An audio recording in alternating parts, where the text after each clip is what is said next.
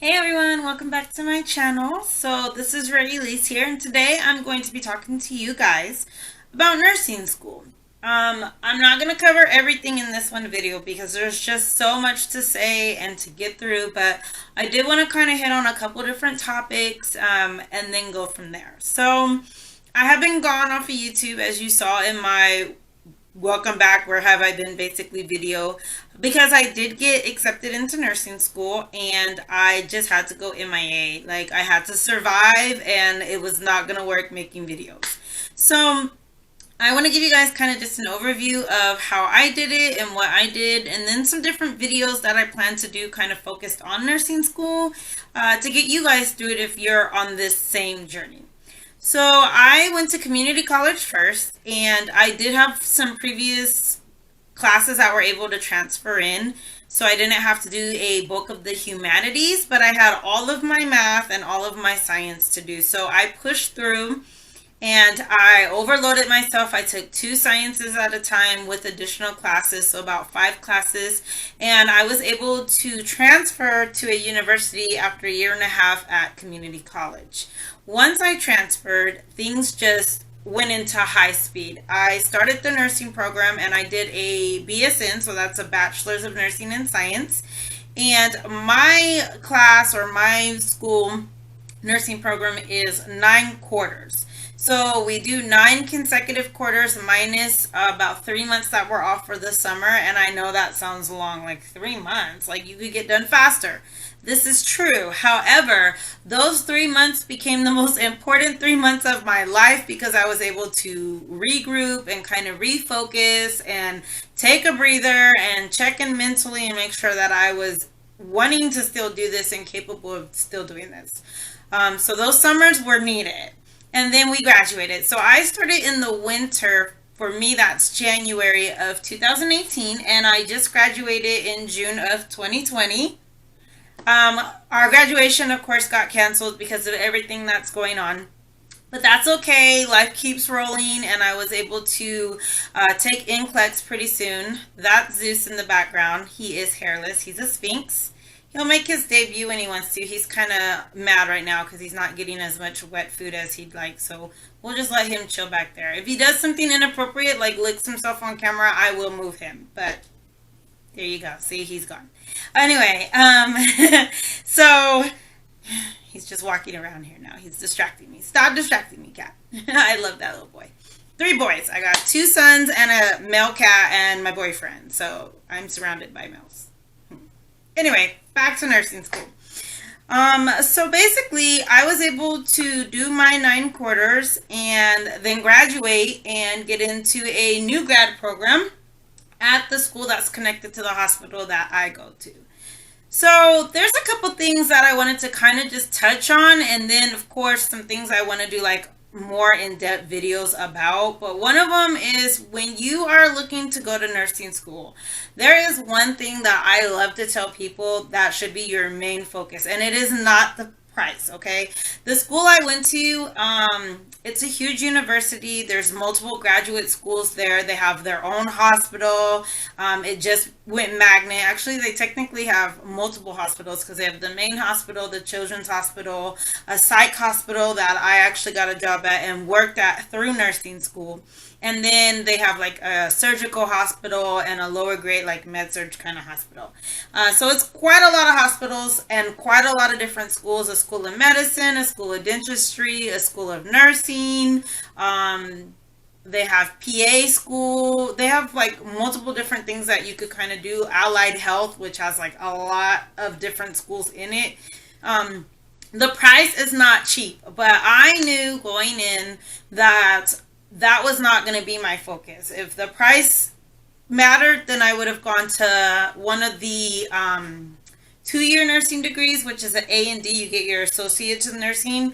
But I live in the state of California, and in California, there's like a big push to kind of have all nurses be bachelors or higher. So I knew that I didn't want to start there and then have to bridge over later. So I was like, let me just go straight through. So the thing that I looked for when I was picking my nursing school is the clinical experience. And that is like so important. That's the thing that I tell everyone when they are like, hey Ray, I want to do nursing.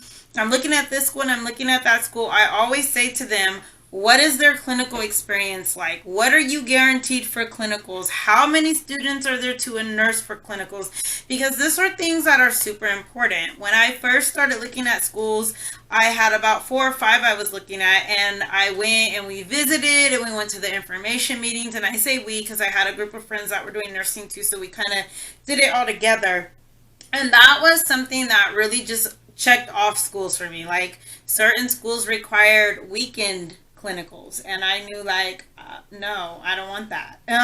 Some schools require you to do clinicals during day or knock, or kind of vice versa. And even though my school wound up having the option for some knock clinicals, it was like towards our very ending school experience. So like what we call practicum, which is our very last quarter, where we're basically working with the nurse one-on-one, and we are the nurse, we do the majority of the stuff, and the nurse kind of just guides us along. That I did have the option to do knock. Otherwise than that, I didn't have to worry about it. So those were things where I was like, okay, that's important to me because I have children, so I can't just be gone all night long, or all weekend.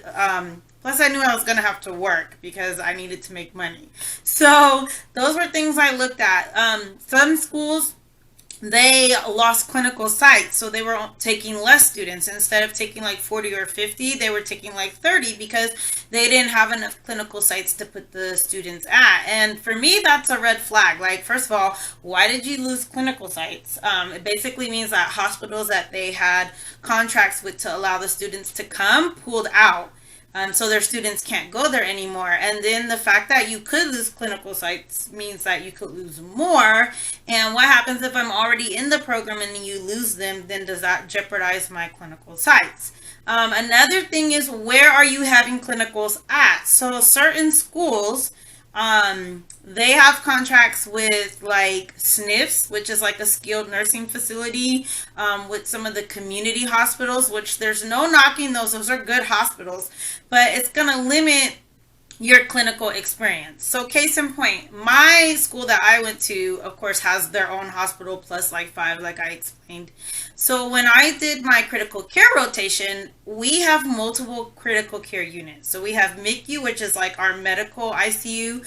We have surgical ICU. We have cardiothoracic ICU. These are whole entire units that specialize like in heart, that specialize in lungs, that specialize in all surgery patients, all medical issues. So that's like 5 or 6 different ICUs that we have. Plus we have our ED, pediatrics and adult. So when you're in the critical care course, which is a quarter long, your clinical consists of going to all of those places. So every single week I got to like go to a different ICU unit. It wasn't all on one ICU unit. I didn't only get to go like 2 or 3 times. Every single week for 9 weeks, I got to go to a different unit. A couple of times I got to go to multiple ones because there's not 9, but there's still more than most other places. So I got a wide variety of critical care experience. Like I was doing EVDs and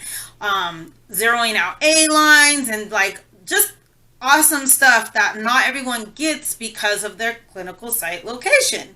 So some of these other schools, they actually go to skilled nursing facilities for critical care. Not that there can't be some critical care events, but that's not like a focused ICU unit where you're going to be getting the most critical care kind of experience. As a student, you want to learn and see as much as you can so that you have a better understanding. Number one, can I do ICU? Is ICU for me? What all is entailed in ICU? And then just so you can have a little bit more experienced than the other new grads coming. Like if I come in and I say, hey, I've done 7 Foley catheters and I've gotten 10 out of 10 IVs, like that's going to make me more competitive than a nursing student who went to a school where they did 1 IV and there were no catheter options at all. They never got to place that.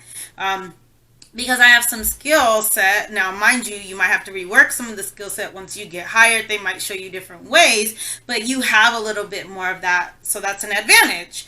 So those are things that I always tell people when they're asking me about nursing school. I say, listen, I know money is a big thing for everyone, but first of all, when you become a nurse, your income does increase. You can do things that can help you pay stuff off. Like my school also offers incentives. So because I went to school there, if I get hired there at the hospital, which I did, they do loan forgiveness. So they'll actually pay a portion of your student loans back because you went to their school and now you're working for them. They also do continued education grants. So if you work there for a year plus, then what they do is they pay 10 credits of your grad school, so you can continue going to school. Another thing that my school does, I think is fantastic, is if you start grad school within your first year, they pay for one free class. At my school, one free class in grad school is like almost $4,000. So that is a fantastic deal. Like, yes, please, and thank you. And you can get all of these options put on together. When I was in school, they offer a program where if you do community service for School of Nursing, you can get scholarships for school. So for like the first 50 hours, you get $500 scholarship that you get applied towards your tuition. There's all kinds of just regular scholarships that they offer throughout the year. I think almost every single quarter. Actually, it's more in the fall quarter they offer it, but then it covers multiple quarters. And I think both years I got scholarships like around 3,000 or something that goes towards it. So the money can be worked out between your financial aid, between scholarships, between grants if you need it. And even if you don't get financial aid, there's ways around it. And then like I worked. So after my second quarter, I knew hands down I want to be a psych nurse. That's what I want to do. So as soon as I went through my second quarter, we had our psych rotation, which we got to go to our own psych hospital, and we have adolescents, which is like peds. It goes anywhere from 4 years old all the way to 18, and adults, and chemical dependency or substance abuse recovery. We have all of those in that one hospital. So we got to go through all of those. I said, hey, I want to work here. So that summer, I actually applied and got hired on after my second quarter, and I was able to work through the rest of my quarters at school, and I was able to use that money to help pay for school. So it worked out. My school also allowed us to do like payment plans. So we paid like 1/3 at the beginning of the quarter, and then we would pay the additional 2/3 throughout the quarter, and then we'd be ready to start. So there were ways to work around the money. Okay, there are ways, girl. And I can definitely do a detailed video where I break down some different things you can do, some ways to work your financial aid so that you can get your school of your choice paid for. But when it comes to picking a nursing school, again, I cannot stress the importance of finding out about the clinicals. So I had a friend who decided to go to a different school than me. My school is a religious-based school, so they do require you to also take some religion classes, and she didn't want to take those. I found them to be fantastic. Later, when she saw what I was doing, she was like, I should have just, I should have done what you did. And I was like, hey, girl, I tried to tell you. But to each their own. Because the religion classes were not like Jesus said. They were like healthcare and being spiritual in healthcare and how to relate to your patients better and provide better care for them. Like it was things that we actually need. Like no matter what religion you are, what faith, even if you're non-faith, it's still stuff of just how to relate to people who have a different belief than you. So it was definitely worth even taking those classes. But she went to a different school, and I remember during her first few quarters, she was like, there's like 4 of us with 1 nurse when we're on clinicals. I said, 4 of you? Like, how are you getting to do any skills? Like, what are you guys doing? And she's like, well, one of us takes blood pressure, and the other one is emptying like the catheter bag, like their urine, and measuring input and output, and then the other one's doing like a bed bath. And I just thought, like, what? Like, how are you supposed to really be getting clinical experience if you have to share 4 of you to 1 nurse? Like, first of all, that nurse, because I know if it was me, she's gonna get irritated. Like, I don't have time to be teaching 4 different people stuff, and some of you get it and some of you don't, and I'm repeating. I'm probably gonna pick the person that's picking up fastest with the skills. Like, that's who I'm going to be giving the better stuff to, so everyone else is going to kind of get the leftovers. Like, I just remember thinking, like, that's crazy. Like, I would be devastated if I had to like share my nurse. Now, there were times on our units, we're all assigned different nurses or different patients, so we get different nurses. There were times where we would double up, like let's say someone had like the best nurse ever and she had like two complicated patients, so she would be like, hey, to another student, you want to come work with us and we'll do these because I got like 9 skills and you guys could break it up and get it going. Then yeah, that's cool, I do that, no problem, let's go, let's attack it, you know. There were times like during my pediatrics rotation, I had a patient that needed to be straight calved like every 4 hours. So I graciously let another student nurse jump in there and do a couple of those because I was like, I've already been doing them. I had that patient for like 3 days in a row. Get the skill. But that's different than having to share. And so those are the things that I'm talking about when I say clinical experience. Ask them because you're paying for nursing school. You're paying for this education. And that education is what's going to make you competitive to get your job. Okay, to get your career field going. So you need to be open with them when they're at the end of that interview that you do when you go to nursing school and they ask, you have any questions for us? Yes, I do. I would like to know what the clinical rotations look like. I would like to know what hospitals we get to go to for all units. So for pediatrics, for OB, for psych, for med surg, for critical care, do I get ED experience? What hospitals are these experiences going to be at? What are your hours for clinicals? Are these all 4-hour clinicals? Am I getting 8-hour clinicals? Am I doing 12-hour clinicals? These are things I would ask. How many students per nurse are normally assigned to the clinicals? How many students are assigned per clinical instructor? Those are the kind of questions that I would ask at my interview. Like, first of all, they're going to be like, whoa, okay, like she's serious about this. Like, yes, I am. So that gives you one up right there during your interview because they know like, okay, she's really has done her research and knows what she wants and doesn't want in a nursing school. And I'd asked them, like, what do you have to offer me that makes you better than other schools? Because there's a good amount of nursing schools, but is this going to be the best one for me to go to? So that's basically it. I will, of course, do some other videos about different things for nursing school, like my tips for studying and note-taking things that set you apart and what's in my backpack snack-wise and study-wise, things like that. I'll definitely do some videos on how I studied for NCLEX and prep for that because that's something every nursing student looks up, like, what do I need to do? But I just wanted to get this out right away because I feel like this is super important. It's like the #1 question, hands down, that I would really focus on when I'm looking at nursing schools, the clinical. Thanks guys for watching the whole video. I know this one was a little bit longer, and make sure that if you're not subscribed, you join the family, you subscribe, you hit that notification so you know when I'm going to put out some more content, hopefully very soon. And give this video a likes up if you liked it. If I was talking too fast, let me know because I do that. Sorry my lighting is blue. It's like super blue, but I like this better than the natural light, so yeah, I like blue. I love that song. I'm blue, da da dee da da da. Anyway, sorry. Thanks for joining. Love you guys. Talk to you later.